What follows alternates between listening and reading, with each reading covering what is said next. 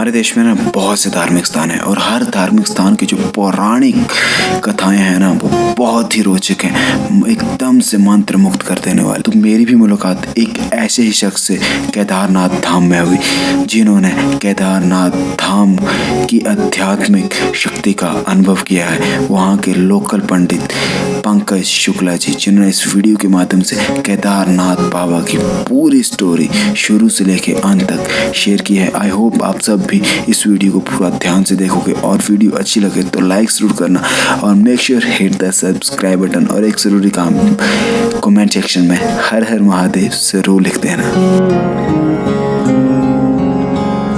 तो यहाँ पे हमारे साथ हैं यहाँ के पंडित जी पंकज शुक्ला जी, तो उनसे यहाँ की हिस्ट्री जानेंगे किस तरह से केदारनाथ बाबा जी का यहाँ पे मंदिर बना और क्या इसके पीछे की पूरी स्टोरी है। तो क्योंकि पंडित जी यहाँ के ही रहने वाले हैं तो आई होप आप इस पूरी हिस्ट्री को ध्यान से सुनोगे और जब कभी भी केदार आओ तो पूरे मन से आओगे, श्रद्धा से आओगे और उसी का फल आप साथ लेके जाओगे। क्षेत्र में मैं यहाँ की हिस्ट्री बता रहा हूँ आपको। कुरुक्षेत्र में कौरव और पांडवों का युद्ध हुआ था। भाई ने भाई का हत्या किया तो पांडवों पे पितृदोष लगे। पितृदोष के निवारण के लिए पांडव लोगों ने बहुत परेशान हुए। उन्होंने तपस्या किया, उनको देववाणी हुआ कि आप गुप्त काशी नामक स्थान पे जाइए, वहाँ पे बाबा भोले शंकर जी विराजमान हैं। अगर आप वहाँ पे उनके दर्शन करते हैं तो आपको इन पापों से मुक्ति मिल जाएगी।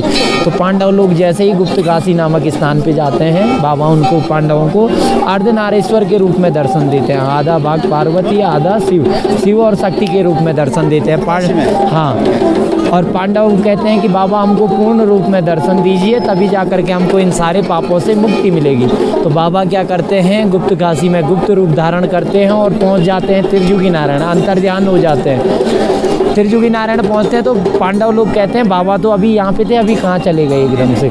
तो फिर पांडव लोग गुप्त काशी में तपस्या करते हैं, उनको देववाणी होते हैं आप त्रिजुगी नारायण नामक स्थान पे जाइए, बाबा आपको गुप्त काशी में दर्शन नहीं देना चाह रहे हैं, आप त्रिजुगी नारायण नामक स्थान पे जाइए, वहाँ बाबा चले गए हैं, वहाँ पे आपको अवश्य दर्शन देंगे। होता क्या है कि पांडव लोग जैसे ही गुप्त काशी से त्रिजुगी नारायण के लिए आगे बढ़ते हैं, बाबा पहुँच जाते हैं केदार नाम के जंगल में। ये पहले केदार नाम के जंगल से जाना जाता था, विख्यात था। तो पांडव लोग त्रिजुगी नारायण में जाते हैं, वहाँ दर्शन नहीं होते हैं। त्रिजुगी नारायण वहाँ का नाम क्यों पड़ा है? क्योंकि वहाँ पे 3 युगों की आज भी धूनी जल रही है। शिव और पार्वती का विवाह त्रिजुगी नारायण स्थान में ही हुआ था। ठीक है, वहाँ पे 7 कुंड है।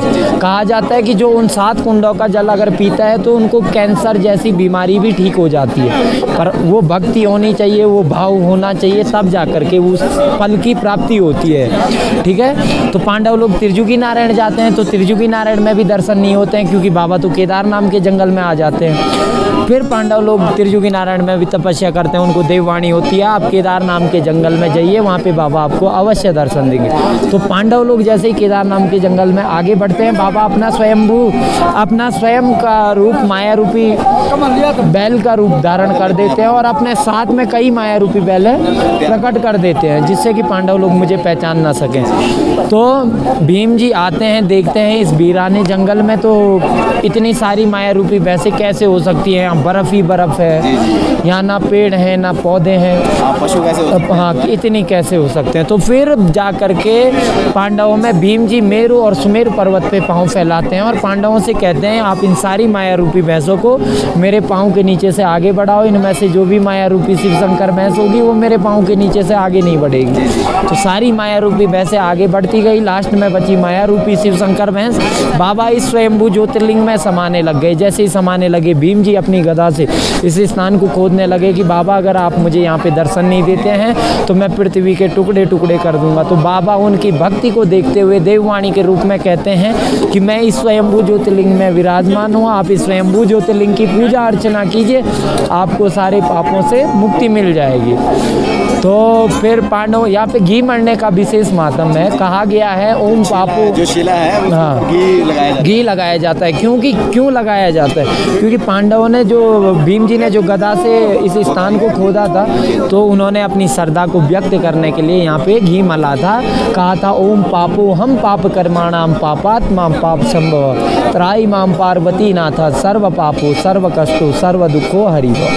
तो मतलब कि वो जब उन्होंने हाँ तो कोई प्रहार चोट हाँ तो मलहम के रूप में मला था। घी मला गया। जी जी जी ऐसा। तो एक क्वेश्चन था पंडित जी, जो नीचे भीम बली है उस जगह पे भीम जी खड़े हुए थे? हाँ हाँ जी जी। और जो ऊपर रामबाड़ा है उसकी क्या स्टोरी है? रामबाड़ा में एक पड़ाव था वो, वहाँ पे रामबाड़ा जो भी यात्री आता था वहाँ पे रुकता था जी। हाँ, तो वो 2013 में जो आपदा आई थी वो एकदम से आपने देखा होगा पूरा साफ हो गया था, वहाँ पे कई लोगों की जानें गई। उन मृतक आत्माओं को भी बाबा स्वर्ग में शांति प्रदान करें, हम बाबा से प्रार्थना करते यहाँ पे जो भोले बाबा जी का जो बैल का जो पिछला भाग था वो यहाँ पे था, और जो सिर था हैं। हाँ, पशुपतिनाथ काठमांडू, तो बाबा ने यहाँ पे पशु का रूप धारण किया था, तभी तो पशुपतिनाथ कहलाए हैं। सिर निकला था। हाँ, नेपाल में। और जो केदारनाथ जी के दर्शन करते हैं, कहा जाता है कि उनकी यात्रा तभी पूर्ण मानी जाती है जब पशुपतिनाथ काठमांडू के भी दर्शन करते हैं। ये है। और पीछे मंदिर के पीछे आदि गुरु शंकराचार्य जी की समाधि है। आदि गुरु शंकराचार्य जी ने मंदिर का जीर्णोद्धार करवाया था। और ये आगे मंदिर के आगे सभा मंडप है, मंदिर का पीछे वाला गर्भगृह कहलाता है। सभा मंडप में पांचों भाई पांडवों की मूर्ति है। जो पांचों भाई पांडवों की मूर्ति की स्थापना वो आदि गुरु शंकराचार्य जी ने सभा मंडप में करवाई है। हाँ, जो अंदर मूर्तियाँ हैं। हाँ वो ऐसा। काफ़ी अच्छा। और जितने भी भक्त आते हैं, हम आपके चैनल के माध्यम से ये कहना चाहेंगे कि आप बाबा केदारनाथ जी के दर्शनों के लिए तो आते ही आते हैं, पर बाबा भैरवनाथ जी के भी दर्शन करने अवश्य जाएं। जब तक बाबा भैरवनाथ जी के दर्शन नहीं करेंगे तो तब तक यात्रा सफल नहीं मानी जाती है। बाबा भैरवनाथ जी के भी, बाबा भैरवनाथ जी इतना पावरफुल हैं कि सूर्य भगवान जी भी बाबा भैरवनाथ जी की आंखों को नहीं निहार सकते हैं। उनके आंखों में इतने अंगारे हैं, इतना तेज है, बहुत पावरफुल है। केदारनाथ बाबा के बारे में जो स्टोरी बताई ना आपने, वो मंत्र मुक्त कर देने वाली थी। तो बहुत अच्छा लगा पंडित जी आपसे मिलके। तो अभी बस निकलेंगे यहाँ से, और आप एक बार दर्शन कर लो लास्ट बार, एक बार फिर से केदारनाथ बाबा के। जय केदारनाथ।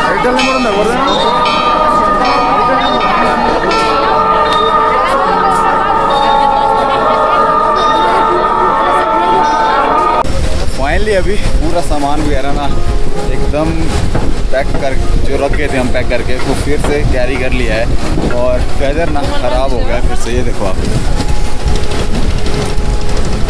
हल्की हल्की बारिश शुरू हो गई है फिर से।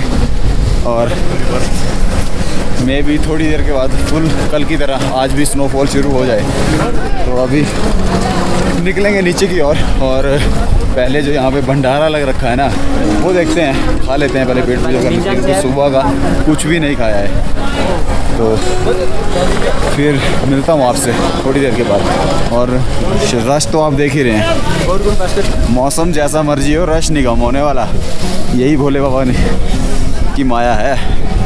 जय शंकर की।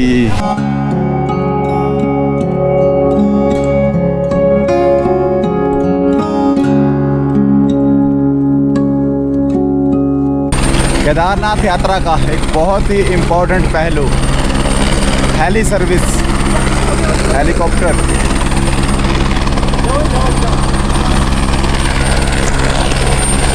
देख रहे हैं सामने यहाँ पे हेलीपैड। इसकी रजिस्ट्रेशन आपको ऑनलाइन या नीचे वाटा के पास जो है वहीं करवानी पड़ती है। पर ज़्यादा बढ़िया ये है कि आप एडवांस में करवा के आओ तो ज़्यादा बढ़िया है। घोड़ों से ज़्यादा बढ़िया है। मैं घोड़ों से ज़्यादा प्रेफर करूँगा हेलीकॉप्टर को, क्योंकि इतना कष्ट किसी जानवर को देने से अच्छा है हेलीकॉप्टर कर लो आप। तो फाइनली गाइस नीचे पहुंच चुके हैं गौरीकुंड में, और यहाँ पे देखो टैक्सी के लिए देखो कितनी लंबी लाइन है। ओ भाई साहब, यहाँ पे फिर से लाइन। और यहाँ पे ना तगड़ी लाइन है टैक्सी के लिए, देखो आप। और अभी यहाँ से सोनप्रयाग के लिए टैक्सी लेनी पड़ेगी और फिर पहुँच जाएंगे हम सोनप्रयाग। तो रास्ते में कुछ ज़्यादा मैंने कवर नहीं किया, और अभी चलते हैं फटाफट से नीचे सोनप्रयाग में, फिर और आइडिया देता हूँ आपको, ताकि आपको और ज़्यादा आसान हो सके केदारनाथ यात्रा करनी। Don't wanna sleep in, 'cause I got something to prove. I gotta take what I hate and finally